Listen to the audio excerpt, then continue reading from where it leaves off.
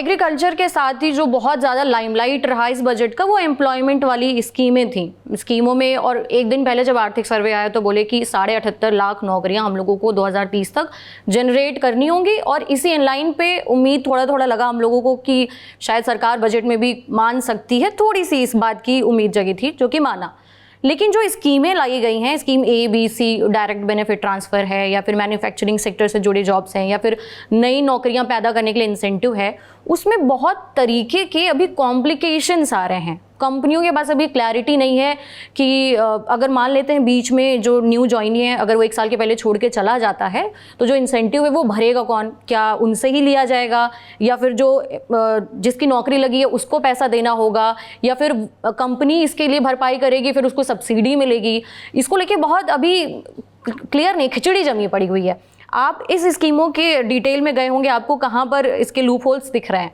तो इसमें आपके दर्शकों को समझने की बात यह है, क्योंकि कई लोग कहते हैं कि कोई प्रॉब्लम नहीं है, सरकार की बात जो बोलते हैं। देखिए, जो और सरकार ने एक बड़ी इनके साथ परेशानी है कि ये जो डेटा देखते भी हैं ये समझते नहीं है। जैसे एम्प्लॉयमेंट का जो डेटा आया है, सरकार ने कई बारी ओपनली कहा है कि एम्प्लॉयमेंट बहुत अच्छा हो गया इंडिया में, वही डेटा देख के। लेकिन अगर आप वही डेटा ढंग से देखेंगे तो आपको पता चलेगा कि इंडिया में डिस्ट्रेस बहुत है, बहुत परेशानी है।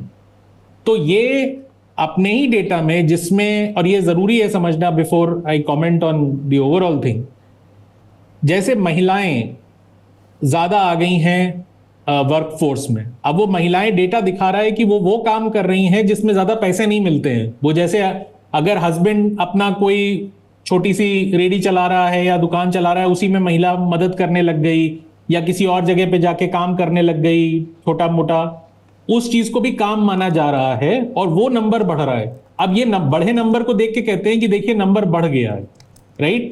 ये नहीं समझ रहे हैं कि वो डिस्ट्रेस में है, उनके पास पैसा नहीं है, वो इसलिए पुश हो रहे हैं, राइट?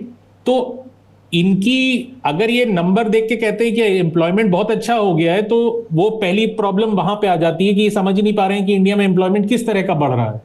ज्यादातर एम्प्लॉयमेंट जो बढ़ रहा है वो खराब वाला एम्प्लॉयमेंट बढ़ रहा है, जो हम नहीं चाहते हैं इस देश में। वो उसलिए बढ़ रहा है क्योंकि उन लोगों के पास पैसा नहीं है। अब जहां तक बात आती है इनकी अभी की स्कीम्स की, वो फिर वही बात है कि वो समझ नहीं पा रहे कि अगर 100 में 90 लोग इनफॉर्मल सेक्टर में काम करते हैं या 80 लोग इनफॉर्मल सेक्टर में काम करते हैं, तो वहां के लिए बहुत ज्यादा स्कीम्स आप नहीं कुछ कर रहे हैं, वहां पे आपका फोकस नहीं है।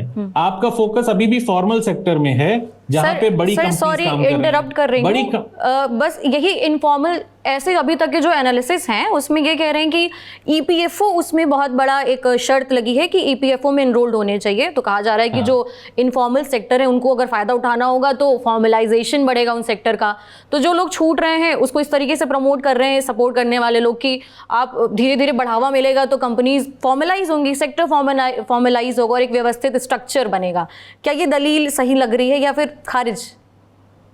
नहीं, देखिए, ये सिफारिश है, ये गवर्नमेंट की तरफ से एक सिफारिश है, एक तरीके की कहा जा रहा है ये लो 10 रुपए का नोट, इसको रख लो, महीना भर रख लो, 1 साल रख लो, फिर शायद चल जाए, राइट? लेकिन इस ढंग से आप इंडिया जैसी कंट्री में, इंडिया जैसा जो डेमोग्राफिक डिविडेंड क्या ही बोले उसको, लेकिन जो बल्ज है, जितनी यूथ की पॉपुलेशन है, उसको आप सॉल्व नहीं कर सकते ऐसे थोड़े 1 महीने की तनख्वाह, 1 महीने की। आपको एक स्ट्रक्चरल सॉल्यूशन चाहिए, आपको समझना है कि आपका जॉब कहां पे है।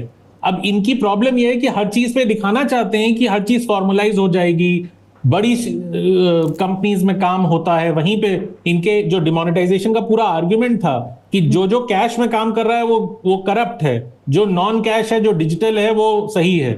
वो जो थिंकिंग है इनकी वो गलत है, वो समझ नहीं पा रही कि भारत की अर्थव्यवस्था कैसे चलती है। और ये अभी भी वही चल रहे हैं कि हम 100 रुपया देंगे और कंपनी लगा लेगी। कंपनी कुछ नहीं करने वाली है। अगर इन्हें कोई भी गलत फहमी है, कोई भी बड़ा इंडस्ट्रियलिस्ट इनके मुंह पे ऑब्वियसली नहीं बोलेगा, लेकिन कोई कंपनी सरकार से पैसा लेके लोगों को नहीं रख लेगी अपने यहाँ परमानेंट नौकरी पे। वो उन्हीं को रखेगी जिसको उसको रखना है, जिससे उसको फायदा होता है। सिर्फ ये होगा कि आप कंपनीज की जेबें और भरेंगे। जो कंपनीज लगाने वाली थी वो अपने में लगाएंगी और कहेंगी कि ये इसको हमने अपने में लगाया है, आप इसको करिए। उसमें एक ब्यूरोक्रेसी का एंगल और आ जाएगा कि अब एक ब्यूरोक्रेट बैठ के बताएगा कि अगर उदित मिश्रा को नौकरी मिली है तो ये सही नौकरी मिली है, ये जायज है कि नाजायज है, इन्हें पहले ही मिलने वाली थी कि इन्हें इंसेंटिव के दौरान दी जा रही है? तो एक नया लेवल ऑफ लाइसेंस राज पर इंस्पेक्टर राज शुरू होगा उसमें। तो ये खारिज इसलिए है क्योंकि ये फिजूल का अप्रोच है, ये बिना समझा हुआ अप्रोच है, और ये बहुत शॉर्ट टर्म अप्रोच है। आप एक साल या एक महीने की तनख्वाह या कुछ 3,000 रुपए दे के किसी कंपनी को कि अच्छा ईपीएफओ में करवा देंगे तो उसमें आपकी तरफ से पैसा, इस ढंग से इंडिया की प्रॉब्लम सॉल्व नहीं कर सकते, क्योंकि बड़ी व्यापक प्रॉब्लम है। इकोनॉमिक सर्वे खुद कहता है 8 मिलियन लोग, 80 लाख लोग रफली हर साल नौकरी देना है अगले 12 साल तक। कई और एस्टिमेट्स हैं जो इससे ज्यादा हैं। और ये इस बात को भूलता है, ये आंकड़ा इस बात को नहीं ध्यान देता कि बहुत सारे बेरोजगार ऑलरेडी हैं, एक पूल है अनएम्प्लॉयड लोगों का, वो ऑलरेडी है। तो हर साल अगर आप 80 लाख की जगह अगर आप मान लीजिए 50 लाख दे पाए तो 30 लाख लोग फिर अगले साल के लिए जुड़ गए ना उस पूल में। तो ये समस्या इतनी व्यापक है कि इसको इस ढंग से नहीं सॉल्व किया जा सकता। जो रोहित ने भी बात करी जर्मन सिस्टम वाली, आपके पास आपकी एचआर पॉलिसी क्या है, आपका लार्जर अप्रोच क्या है, आप कैसे सॉल्व करेंगे इसे? और आपका जो इंसेंटिव्स हैं कंपनीज को या लोगों को, जो मैंने कॉर्पोरेट सेक्टर में जो टैक्स रेट की कट की बात करी, आप 1.5 लाख करोड़ रुपए एक साल में उन्होंने टैक्स कट दिया। वो 1.5 लाख करोड़ रुपए अगर उस समय लोगों के हाथ में होते थ्रू किसी भी स्कीम या पॉलिसी, राइट, तो वो कंजम्पशन जो डाउन था 2019 में, हम 4% से कम पे ग्रो कर रहे थे, वो उनके हाथ में होता। लेकिन वो आपने नहीं समझा, क्योंकि आप अपनी धुन पे सवार थे कि नहीं हमें बड़ी कंपनीज को प्रमोट करना है।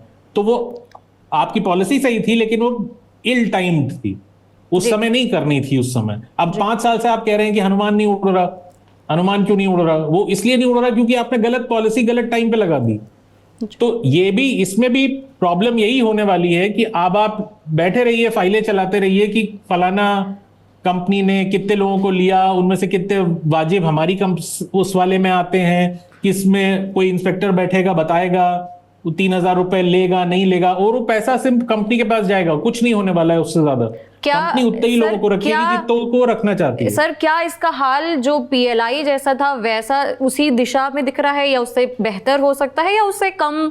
किस डायरेक्शन में अगर उससे हम कंपेयर करें तो ये इस बजट की यही खासियत है कि पीएलआई से वो ईएलआई पे आ गए हैं, एम्प्लॉयमेंट लिंक। जब ये पीएलआई लाए थे तब कई लोगों ने पॉइंट आउट करा, और रोहित और रघु की तो किताब में वो नंबर भी दे रखा है कि आप सब्सिडी दे रहे हैं। पीएलआई को सब्सिडी नहीं बोलते, इंसेंटिव स्कीम बोलते हैं। क्यों इंसेंटिव स्कीम बोलते हैं? बोले सब्सिडी है। आप सब्सिडी दे रहे हैं, एक सबसे बड़ी कंपनी को पैसा दे रहे हैं कि हमारे लोगों को लगा दो, सिफारिश पे जॉब दे रहे हैं। और वो नंबर आया था जो Rohit, if I remember correctly, 3.2 crore, 3.25 crore रुपए पर नौकरी के लिए सब्सिडी दे रही है गवर्नमेंट। 5,000 नौकरी के लिए हर नौकरी पे 3.25 करोड़ रुपए। तो ये जो अप्रोच है, तो जब आप प्रोडक्शन लिंक्ड कर रहे थे तब लोगों ने कहा था कि भाई तुम्हारे कंट्री में एम्प्लॉयमेंट की प्रॉब्लम है तो एम्प्लॉयमेंट पे बेस करो, अगर तुम्हें पैसा देना है प्रोडक्शन पे मत करो। अब हारने के बाद अब ये एम्प्लॉयमेंट लिंक पे आए हैं, लेकिन वो भी अप्रोच ऐसा है जो स्ट्रक्चर में नहीं है। वो बस ये है कि हम कुछ कंपनीज को कुछ रुपए कुछ महीनों के लिए दे देंगे।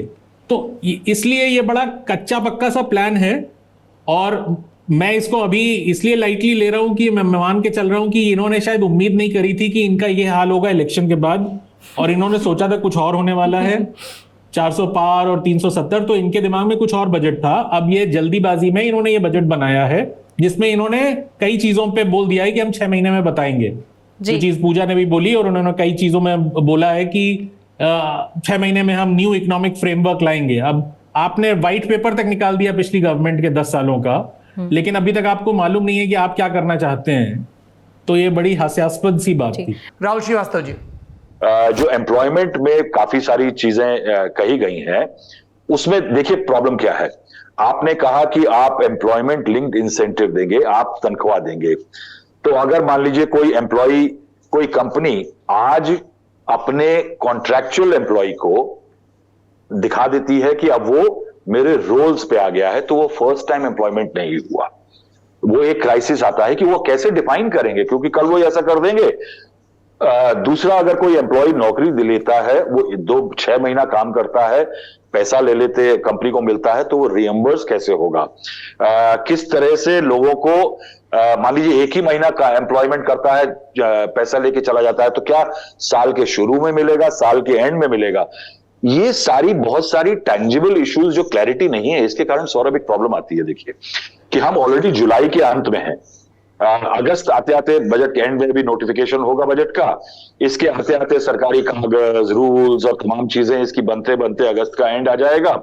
और अगस्त के एंड आते आते अगर आप शुरुआत भी करते हैं, तो शुरुआत करने में भी अगर सितंबर होता है, तो आप साल के आखिरी फिस्कल में एक तरह से पहुंच चुके हैं।